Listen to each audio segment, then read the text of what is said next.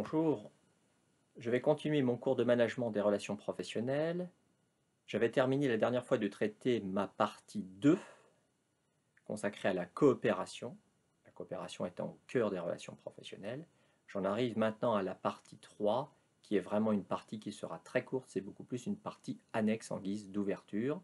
Cette partie 3 s'intitule « Les crises dans les relations professionnelles, le cas des suicides au travail ». Et je vais commencer, avant d'entrer dans le vif du sujet, je vais commencer par faire un préambule. Pour construire cette partie consacrée au cas des suicides au travail, je me suis appuyé sur les travaux de Christophe Dejour, psychiatre et psychanalyste. Christophe Dejour a été pendant très longtemps professeur au CNAM et il a été titulaire de la chaire Psychanalyse, Santé, Travail. Je vais m'appuyer sur un ouvrage qu'il a écrit avec Florence Bègue, qui s'intitule « Suicide au travail, que faire ?» Et c'est à partir de cet ouvrage que je vais développer un certain nombre de réflexions en lien avec les suicides au travail. Dans ce préambule, je voulais tout d'abord revenir sur les recherches de Christophe Dejour. Les recherches de Christophe Dejour portent principalement sur la souffrance au travail. Et il y a toute une partie de ces réflexions qui porte sur les moyens qui permettent de conjurer cette souffrance. Conjurer est à prendre au sens ici de transformer, de tenir à distance, d'éloigner cette souffrance. Christophe Dejour a fondé dans le champ de la psychologie du travail une nouvelle discipline qui s'appelle la psychodynamique du travail. En fait, d'un point de vue théorique, la psychodynamique du travail, elle se situe au carrefour de 3 disciplines. Tout d'abord, la psychopathologie du travail, qui s'est efforcée d'étudier les pathologies générées par certaines situations de travail. Deuxièmement, la sociologie compréhensive. Je vous renvoie notamment aux travaux de Max Weber et à l'approche dite compréhensive en sociologie.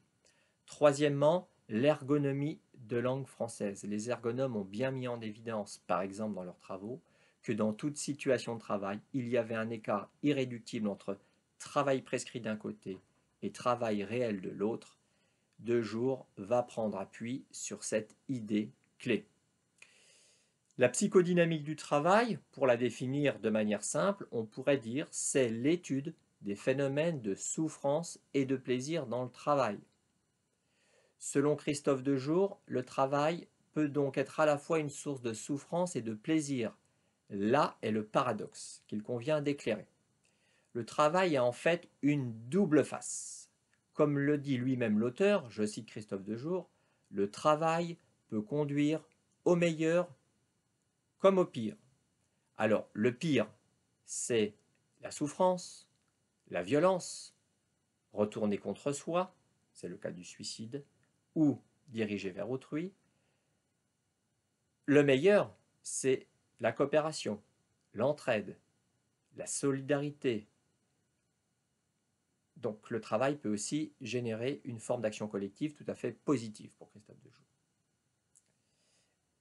Je tiens à préciser pour terminer mon préambule que les choses pour Dejour ne sont jamais jouées d'avance. Il est toujours possible de transformer la souffrance en plaisir, mais cela nécessite la mise en place de conditions particulières.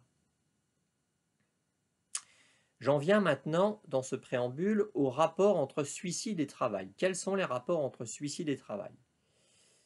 Il y a, selon Christophe Dejour, 3 grandes approches théoriques qui visent à éclairer les rapports entre suicide et travail.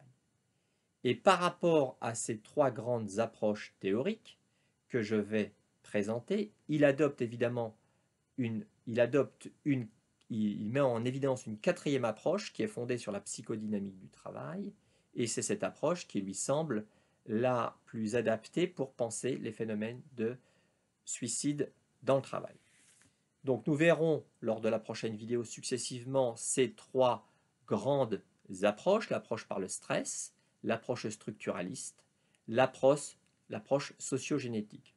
Ensuite, on verra quelles sont les critiques que Dejour adresse à ces 3 grandes approches et nous terminerons par la présentation, par quelques éléments concernant la psychodynamique du travail, c'est l'approche portée par Christophe Dejour. Au revoir.